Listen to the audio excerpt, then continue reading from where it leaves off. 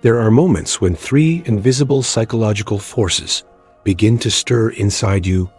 Whispers that Carl Jung believed appear only when destiny is preparing to rewrite your life. It begins quietly, like a soft vibration beneath the surface of ordinary days. You might sense a faint unease, a flicker of anticipation, or a silence that feels strangely alive, as though something immense yet unseen is arranging the pieces of your existence. Such moments are not accidents. Jung saw them as signals from the depths of the unconscious, early movements of transformation that precede every major turning point in a person's life. They are not moods or coincidences. They are signs that the hidden order of your psyche has begun to shift, calling you toward what you were always meant to become. He believed these shifts happen in a sacred kind of time. The Greeks called it kairos, the living instant when possibility opens its eyes. Unlike chronos, the measured time of clocks and calendars, kairos is a pause outside of time itself. It is that trembling second when life holds its breath before revealing something extraordinary. When these three psychological currents awaken together, they form a silent architecture within you. Your thoughts start to rearrange, your emotions take on unfamiliar weight, and your dreams begin speaking in a language only the heart can translate. It is as though your soul is preparing to cross into a new landscape, one that has always waited for you on the horizon of awareness. Most people ignore these signs. They dismiss them as strange moods or coincidences that mean nothing. But Jung discovered they are precise messages from the collective unconscious, the shared ocean of human experience that guides each of us through the same eternal pattern of awakening. Before we travel deeper into these mysteries and uncover what each of those three forces truly means, take a moment to stay connected. Subscribe to SYC Soul, like this video, and tap the bell icon so you never miss what unfolds next. Because once you recognize these signals in your own life, the way you see every change will never be the same again. Jung often said that before any great transformation, the first sign arrives quietly, a disturbance in your ordinary life that refuses to be ignored. You might begin to feel detached from routines that once gave comfort, or sense that the things you used to chase no longer hold their color. It's not depression, and it's not confusion. It's the psyche's gentle rebellion against a version of you that has outlived its purpose.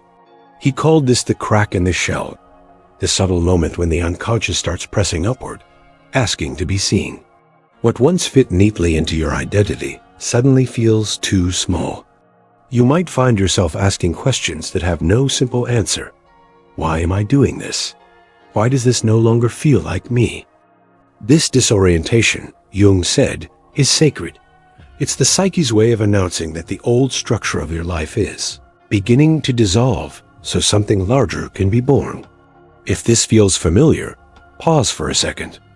Have you ever felt that invisible tug, as if life itself were rearranging your focus without asking permission? If so, tell me in the comments where you're watching from, because you're not alone in this. Many souls across the world feel the same hidden movement rising within them, guiding them toward a deeper form of awareness. And if my voice or these thoughts resonate with your inner truth, let me know below. Your reflections might awaken someone else who's quietly experiencing the same shift. As this first sign grows stronger, Jung noted, a second current begins to awaken, one that comes through symbols and dreams. Images start repeating themselves. An old friend reappears in your sleep, a forgotten childhood place calls you back, or a strange coincidence mirrors your deepest thought. The universe starts speaking the language of patterns. Jung believed this was not imagination, but communication from the collective unconscious, the vast, shared memory of humanity that carries messages from beyond the limits of reason. And when the mind begins to listen, those symbols become your map, a secret conversation between your soul and the universe itself, preparing you for what comes next. When those symbols begin to guide you, when patterns start aligning with uncanny precision, it means the third force is awakening, the one Jung considered the most powerful of all. It is the calling toward wholeness, the moment when your inner and outer worlds begin to move in rhythm with each other. You start to notice how thoughts become events, how intuition turns into coincidence, and how the invisible becomes tangible. It's as if the universe leans closer, whispering, "Now, this stage is not easy to endure." The familiar begins to fade, and you may feel as though your identity is being dismantled piece by piece. But Jung saw this disintegration not as destruction, rather as sacred preparation. He called it individuation, the process through which the soul reclaims its scattered fragments and returns to its center. It's the psyche's journey from division to unity, from shadow to light. Many resist this phase because it demands surrender. It asks you to trust the unknown, to release the safety of the old self.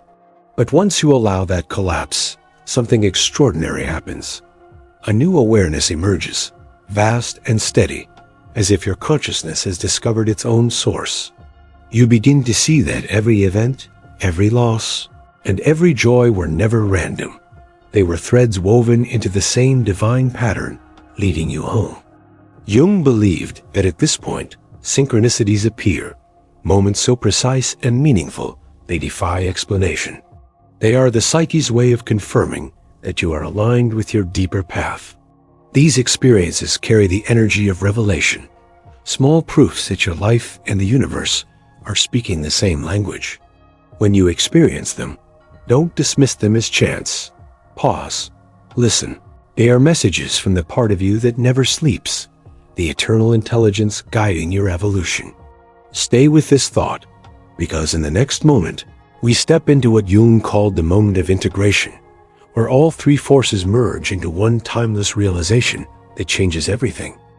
When all three forces unite, the disturbance of the old self, the symbolic language of dreams, and the awakening of synchronicity, something extraordinary unfolds. You cross what Jung described as the threshold of integration, the silent bridge between who you were and who you are becoming. It feels as though a great circle closes inside you, uniting the fragments you've gathered through struggle, wonder, and awareness.